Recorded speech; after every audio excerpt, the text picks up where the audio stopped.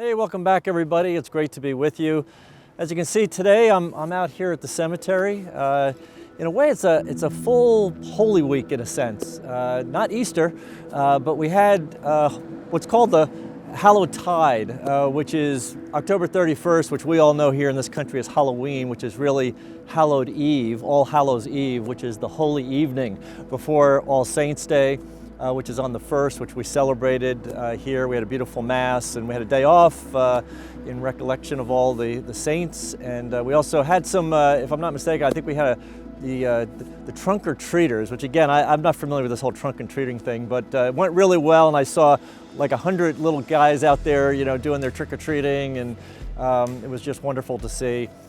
Today is All Souls Day, which is why I'm out here in the cemetery. Today's Thursday, November 2nd. I should also say that it's my anniversary. Mary, my wife, and I, it is our 38th wedding anniversary. So it's kind of an unusual day to have a wedding anniversary, but we've always had a great affinity for the Holy Souls. And so I thought it was appropriate for us to be out here today. Actually, there's going to be a service out here at, I think, just maybe about another 45 minutes.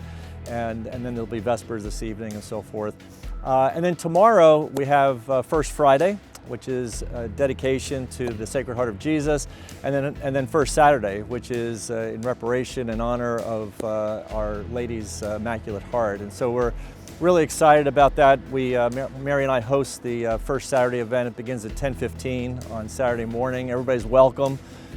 We do a rosary, there's a meditation, there's opportunity for confession, then there's Mass, and afterwards we have some refreshments out in the piazza. So everybody's invited. Hope to see you there for that. Athletics, had a lot going on this week.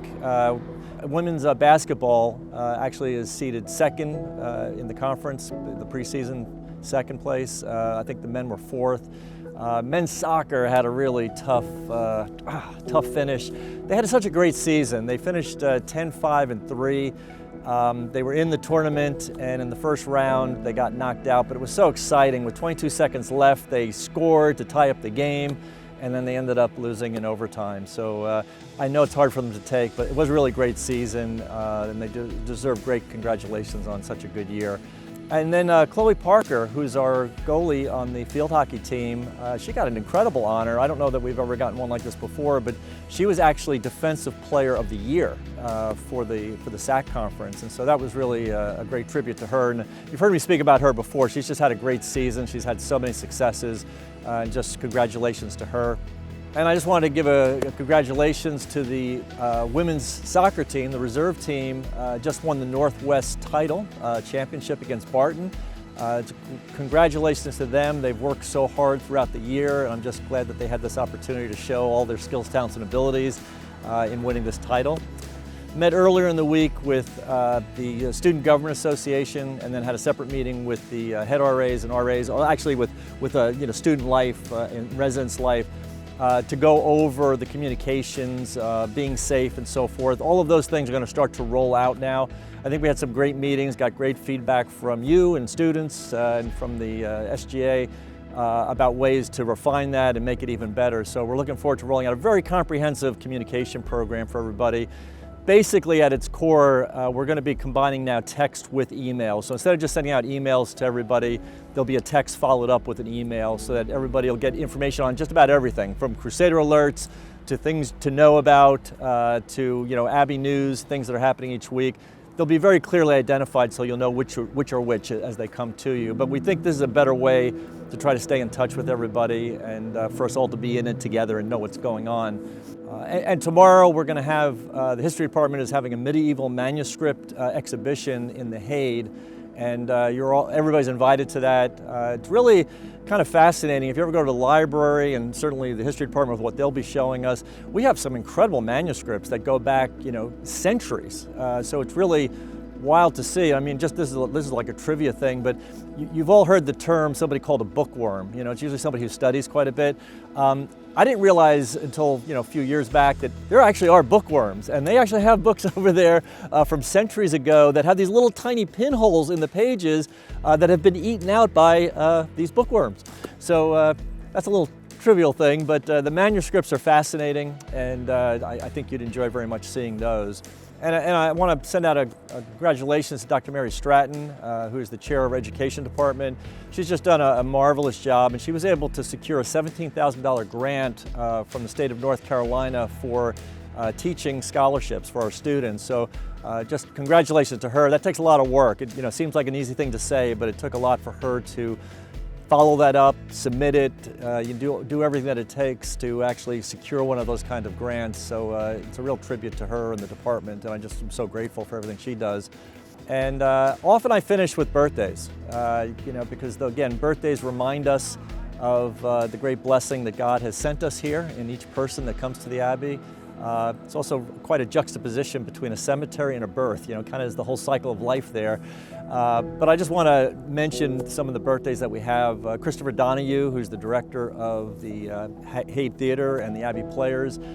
Wish him a great birthday. Cassidy Benito, she's assistant coach for the women's volleyball team. And Dana Sasanick. Dana is our coordinator of campus visit experiences and admissions. Just does an incredibly wonderful, good job. We've just welcomed already this fall so many new visitors to the campus, and just so grateful for all that she does in coordinating that. Molly Lehman Lewis, who is our women's lacrosse coach. Molly is just a wonderful person, great coach, and we're blessed to have her here. Trent Payne, who is resident director. Actually, I mentioned him earlier in the week. I met with Trent as we talked about this communications plan for the college. But Trent has just done a wonderful job, and just so grateful for his leadership. And Patrick Polomsky, who is the head strength and conditioning coach. Again, remarkable individual. Not only is he incredibly skilled and talented, experienced and so forth, but when you think about overseeing the athletic program, the strength and conditioning and the performance for over 900 student athletes, that is pretty remarkable. So wish him a great and happy birthday. And again, just back to the cemetery here, All Souls, we pray for the souls, the poor souls, and those that are in purgatory who are working through their purgation on their way to heaven. And so this is just a day to remind us, and I know some people think of maybe cemeteries as maybe being kind of a morbid place, but I don't know, it just seems to remind me of where I'm headed. Everybody out here was like us to some degree. They had lives, they did all kinds of things, and now they're buried here. And so it just is a reminder for all of us of where we're all headed. And that's not a negative. That's just to say, look, whether you live 110 years or you live, a few seconds, we all have a lifespan, and at some point we're going to go to eternity. So this fraction billionth of a second that we live in is just that. And it's an opportunity for us to love God, and our way to show that we love God is by the way we love one another. And so that's really what we're called to here in life. And this place kind of reminds me of that. And by the way, out here in our cemetery here at the Abbey is a very special place, because all of the monks who have been here from the beginning are buried out here right behind me. I often go out there and I see their names. I knew many of them actually, and then I read their names, and I know I've heard all kinds of stories about some of the monks that had come before. So the crucifix that's out behind my shoulder here, Abbot Leo Haid is buried there, Abbot Vincent Taylor, Abbot Walter Coggins. So it's a special place. And also over on my left are all the markers for the Sisters of Mercy through all the years, who have been buried over here as well. So you have these men and women who have sacrificed their lives for others, whether it's in teaching or caring for them. And we're just very blessed to be here, and many others. We have many faculty members buried out here. And we also have children out here, some children of our faculty members, and there were also the unborn that were buried out here long before I got here. Keep them in your prayers today as we talk about and pray on All Souls Day. And I hope that I'll see you on campus sometime soon. So until then, take care and God bless.